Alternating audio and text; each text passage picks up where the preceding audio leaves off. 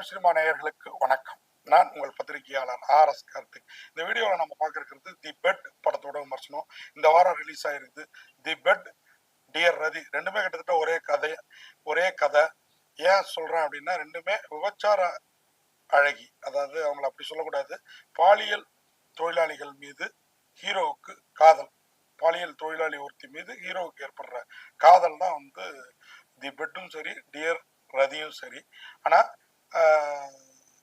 தி bed Srikanth, ரோஜா கூட்டம் ஸ்ரீகாந்த், சிருஷ்டி Dange, black Pandi, இப்படி பல நட்சத்திரங்களை, பப்பு, விஜய் டிவி ஃபிலிம் பப்பு, பல நட்சத்திரங்களை கையில் வச்சுக்கிட்டு தி பெட் நம்மளை ஃபுல் சாட்டிஸ்ஃபைட் பண்ணியிருக்கா அப்படின்னு கேட்டிங்கன்னா அது இல்லைன்னு தான் சொல்லணும். ஏன், எதுக்கு அப்படின்னு பார்த்தீங்கன்னா, இங்கே சென்னையிலேருந்து ஆளுக்கு 10,000 கொடுத்து ஒரு 2 days பேக்கேஜில் ஊட்டிக்கு ஹீரோயினை அவங்க அம்மாகிட்டயே பேசி தூக்கிட்டு போகிறாங்க ஒரு புரோக்கர் மூலயமா. ஸ்ரீகாந்த், பிளாக் பாண்டி, பப்பு, இன்னும் ஒரு நண்பர், 4 பேரும் சேர்ந்து ஒரு பாலியல் தொழிலாளி பெண் கிடைத்தா இந்த மாதிரி இளைஞர்கள், அதாவது ஐடியில் வேலை பார்க்குற இளைஞர்கள் முதல்ல ஏன் பாலியல் தொழிலாளி பெண்ணை தேடி போகிறாங்கங்கிறதே தெரியல. ஐடியிலேயே அது நடந்துச்சு இது நடந்துச்சுன்னு கதைகளை நம்ம கேட்டிருக்கிறோம். அப்படி இருக்கிறப்ப பாலியல் தொழிலாளி பெண், அதுவும் ரொம்ப அழகான பெண், அப்படிப்பட்டவளை கார்லேயே சிவனேன்னு உட்கார வச்சு கொண்டு வந்து ரூமுக்கு வந்த பிறகும் எதுவும் பண்ணாம, இன்னைக்கு வேணாம் நாளைக்கு வேணாம் நாளன்னைக்கு அப்படின்னு 4 நட்சத்திரம் பார்த்துட்டு, ஸ்ரீகாந்தால ஒரு நாள் கெடுத்துனா சிருஷ்டிட்டாங்க, சரக்கடிச்சிட்டு ஒரு நாள் கெடுத்து, 2வது நாள் அந்த பெண் காணாமல் போயிடுறா. காணாமல் போனதுக்கு காரணம் யாரு அப்படிங்கிறது தாங்க அந்த படத்தோட கதையும் களமும். அந்த பெண் மட்டும் இல்லை, இந்த 4 பேர்ல ஒருத்தனும் காணாமல் போறான்.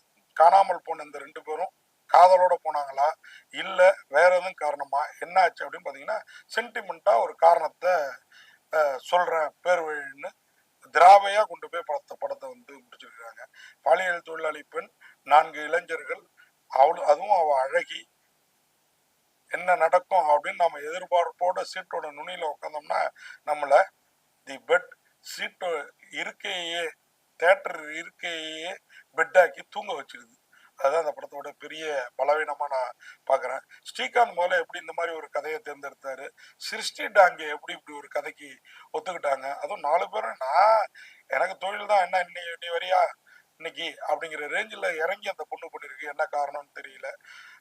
கதை பின்னாடி வர்ற சென்டிமெண்ட் அவ்வளோ பெருசா இருக்கும், அம்மா சென்டிமெண்ட், ஆத்தா சென்டிமெண்ட் அப்படிங்கிற ரேஞ்சில் ஏதோ சொல்லி அந்த இயக்குனர் சிருஷ்டி டாங்கே, ஸ்ரீகாந்த் எல்லாரையும் மூளை செலவை செய்திருப்பாரோன்னு தோணுது எனக்கு. ஆனாலும் முன்பாதியில ஓப்பனிங் அவ்வளோ அழகா ஆரம்பிக்கிறாங்க. ஒரு பெண், 4 இளைஞர்கள், ஊட்டி ட்ரிப்பு அப்படின்னு. ஆனா ஊட்டிக்கு போய் லூட்டி அடிக்காம என்ன நம்மளை சாவடிக்கிற விதத்துல இந்த படம் உண்மையாவே இந்த கதையை எவ்வளவோ ஸ்டைலிஷா அழகா பண்ணிருக்கலாம், சில சீன்ஸை வச்சிருந்துருக்கலாம். ஆனாலும் நம்ம இப்படிலாம் வருத்தப்படுவோம்னு தெரிஞ்சு இதுல போலீஸ் ஆஃபீஸரா வர்ற ஜான் விஜய்க்கு நடிகை ரிஷா, அவங்க தான் அவங்கள மனைவியா வராங்க, அவங்களோட சில பெட்ரூம் காட்சிகளை கொடுத்து கொஞ்சம் தேட்டர் இருக்கையில நம்மளை தூங்க விடாம நெளிய விட்டுருக்கிறாரு இயக்குனர். அந்த விதத்துல அவரை பாராட்டலாம்.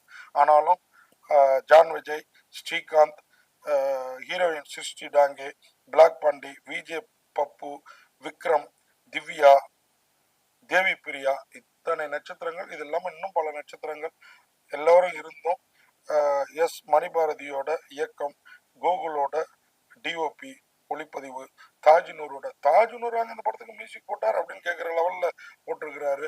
என்ன காரணமோ தெரியல. அதே மாதிரி யுகபாரதி, புரட்சி பாடலாசிரியர் யுகபாரதியோட பாடல்கள், பழனிவேலோட ஆர்ட் டைரக்ஷன், ஆக்ஷன் பிரகாஷோட ஸ்டண்ட், ராஜ் பிரபுவோட ஸ்டில்ஸ் எல்லாம், சபீரோட டிசைன்ஸ், இப்படி ஏகப்பட்ட பெரிய பெரிய ஆட்களோட பங்களிப்பு இருந்தும், 1000 இருந்தும், வசதிகள் இருந்தும் தி பெட் தூக்கம் வராம பண்ணியிருந்தா கூட பரவாயில்லைங்க, தூங்க வச்சிருதுங்க. அந்த விதத்துல இந்த படத்துக்கு 10க்கு 5 மதிப்பெண் கொடுத்து ஜஸ்ட் பாஸ் அப்படின்னு சொல்லி பத்திரிகையாளர் ஆர்.எஸ். கார்த்திக் எனது பார்வையில 10க்கு 5 மதிப்பெண் கொடுத்து விடைபெறேன். நன்றி, வணக்கம்.